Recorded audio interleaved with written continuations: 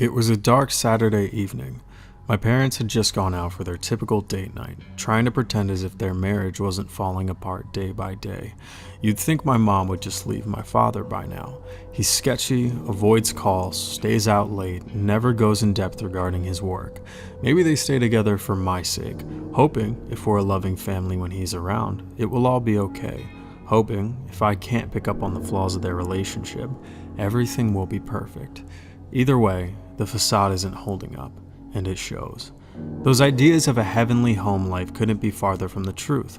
Honestly, I'm surprised the death of my brother didn't throw things off course sooner. Sure, it's been 2 years now, but the picture framed by the entrance of the main door always reminds them of the horrific events that took place leading to his death, always leaving a bad taste in my parents' mouths. Ironically enough, the event happened on a Saturday evening, just like tonight. And funny enough, my parents are avoiding my internal struggles like they did his. Some things just never change, huh? But I couldn't be bothered by it anymore. My brother always told me that if he ever died young, it would be from him driving too fast, killing himself, or he'd be murdered. Kind of a dark mind, but he told me if any happened, not to worry.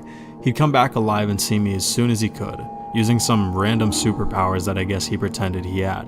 He told me that he'd reveal his reason for doing it, reveal the killer, or just say, "What's up?" and move on. It was his promise. But since that day never came, I felt numb to the whole situation, especially since he was murdered. Nobody knows who did it. Nobody knows why. He wasn't problematic, so I'm unsure as to who had a vendetta for him. The police have more or less given up on the investigation and the case has gone cold. Either way, I'm numb now. Each Saturday night I stay in, knowing my parents will avoid how they feel, drowning their sorrows in vices or fucking the pain away, with each other or in my father's case, his secretary from time to time. Why do I know this? Well, sometimes I leave school early due to my last period being sporadically canceled. My teacher has some medical condition that they won't disclose with us, so it's never consistent. Bad hiring if you ask me. But regardless, at times we get sent home early. In one instance, I caught him with her in the living room, decided to shut my mouth and walk back to school. He never saw me, but it was the first time I could confirm my brother wasn't lying about the ordeal.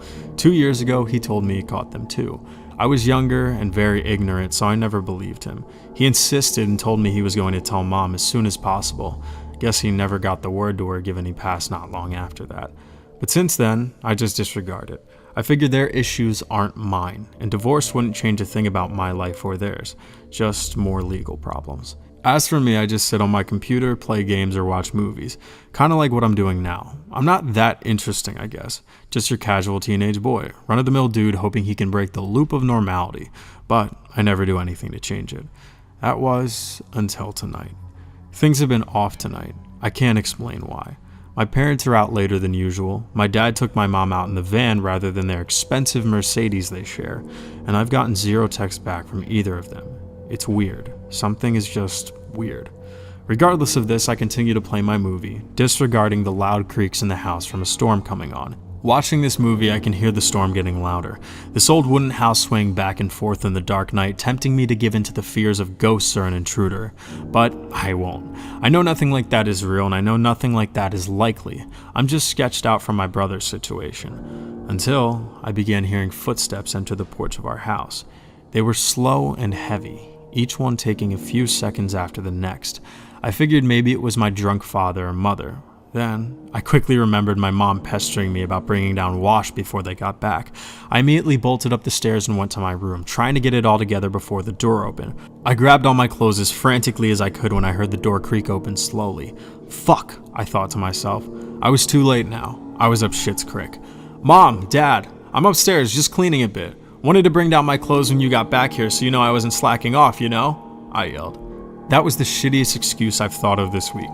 Before I heard a response, the wooden floorboards began creaking towards the stairs, one by one, as a deep weight pushed down on them. I started to get a little freaked out. Mom? Dad? I said 1 second. I bursted out. No answer. Just more slow footsteps up the stairs towards my bedroom. I wasn't scared, but something felt off. Something wasn't right. Then, I received a text from my father. Coming home now, son. Your mother is mad at me and staying at a local hotel for the night.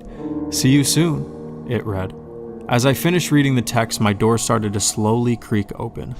My heart nearly jumped out of my chest knowing that who was ever on the other side wasn't my mother or father. I quickly froze and watched as a pale, bloody hand creeped through the open door, causing me to fall back on the bed. He's done it again. He's killed, just like he did to me. He thinks you know.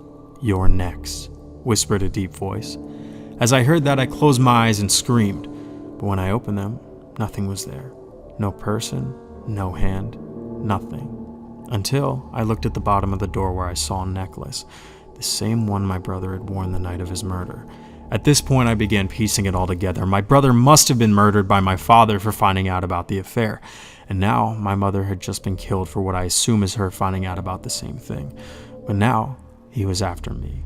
Before I could even think of what to do, I heard the front door open again. Only this time, I heard a voice. "I'm home, son. Come downstairs and help me get something out of the van, will you?"